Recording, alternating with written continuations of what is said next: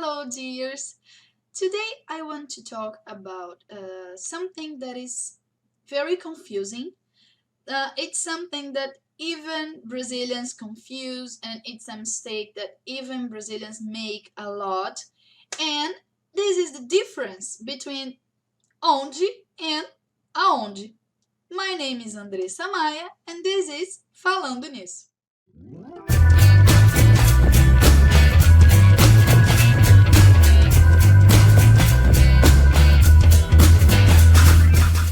Okay, both onde and aonde mean where, okay, where, but the basic difference is the preposition.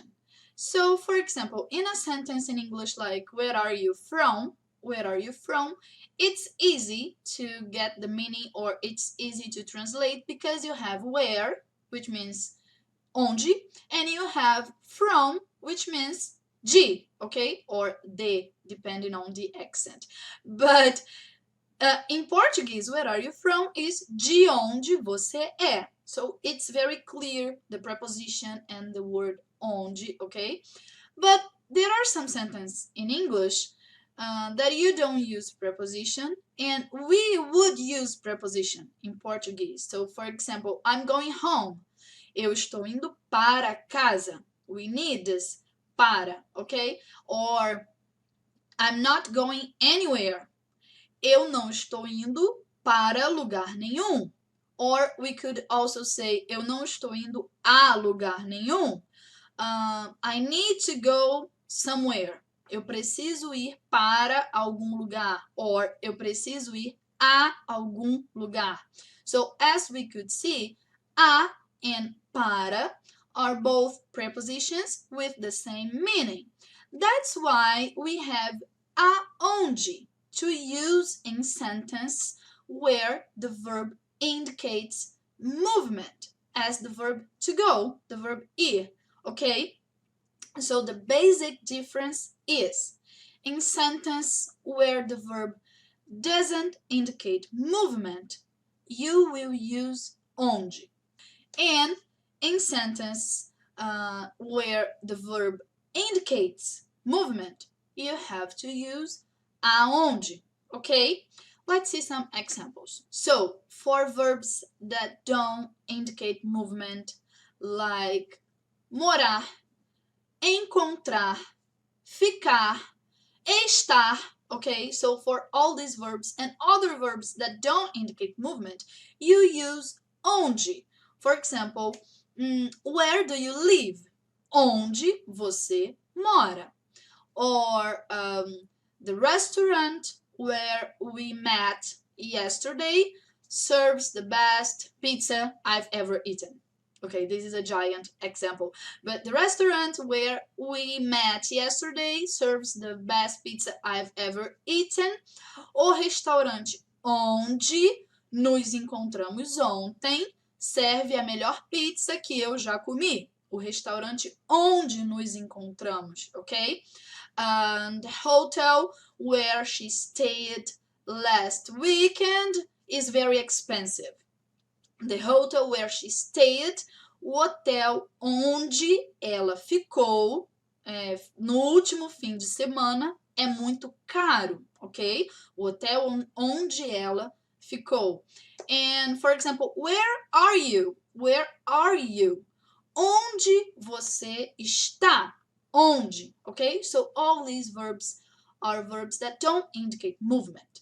But then we have the verb, basically we have the verb to go, okay? The verb ir, that indicates movement. So in almost all sentences that you see the verb to go, you have to use aonde. So, where are you going? Aonde você está indo? Okay? She doesn't know where her son went. Ela não sabe aonde seu filho foi. Ok? Ela não sabe aonde seu filho foi. Or, for example, where should I take these papers? Where should I take these papers?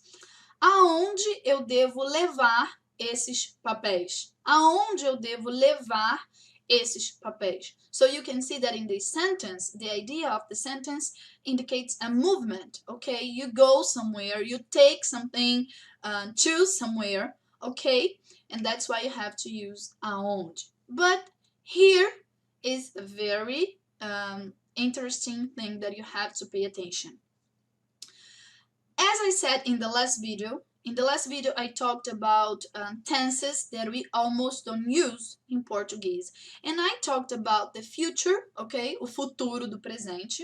And the most common way to express the future in Portuguese is exactly the way you do in English when you use the will as the auxiliary. But in Portuguese, we use the verb ir, the verb to go, as the auxiliary. So you will have some sentence like this. I will live. In Portuguese, it would be eu vou morar.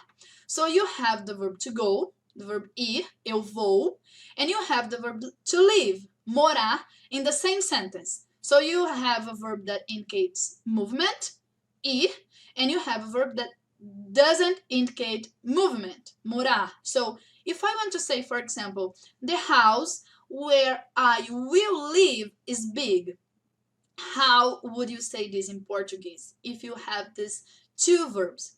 Okay, so in this case, you have to notice that the verb to go, the verb ir, in the sentence in Portuguese is not the main verb in the sentence. The main verb is morar.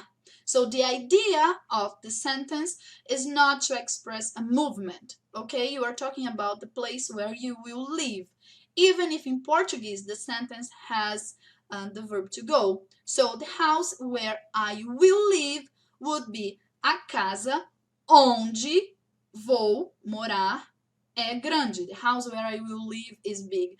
A casa onde vou morar é grande. Okay. A good tip to help you to identify if you have to use onde or aonde is if you can change for para onde, it means that is aonde, okay? Aonde can be changed for para onde.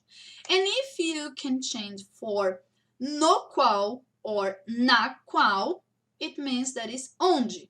Onde can be changed for no qual or na qual. So, where are you going?